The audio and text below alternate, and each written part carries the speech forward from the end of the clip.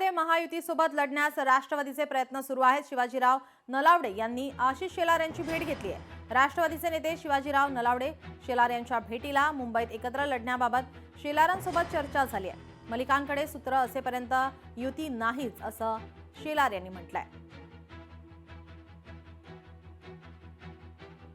आपले प्रतिनिधी चेतन ननावरे आपल्यासोबत फोन लाईनवरून जोडले। चेतन, काय अधिकची माहिती?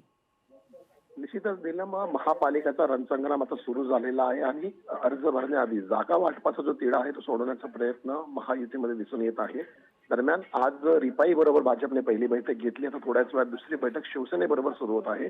मात्र दुसरीकडे महायुतीमध्ये राष्ट्रवादी काँग्रेसमध्ये सुरुवातीलाच अजित पवार यांनी आपण ज्या निवडणुका आहेत मुंबईतल्या तर नवाब मलिक यांच्या नेतृत्वात लढू असं स्पष्ट केलेलं होतं। मात्र नवाब मलिकांसोबत युती करणार नाही अशी भूमिका थेट भाजपच्या आशिष शेलार यांनी घेतली होती। आता दोन बैठका वेगवेगळ्या पार पडणार आहेत।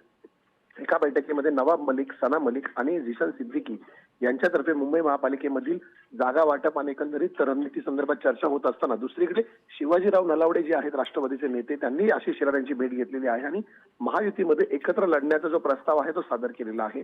परिणामी नवाब मलिक यांच्याकडचं नेतृत्व आता राष्ट्रवादी काढून घेणार का की त्यांच्या नेतृत्वामध्ये लढताना पुन्हा एकदा महायुतीपासून विभक्त होणार याकडे सर्वांच्या नजर असतील।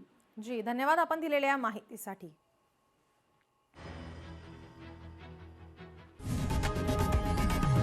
लोकशाही मराठी ऐका, पहा, जागरूक रहा।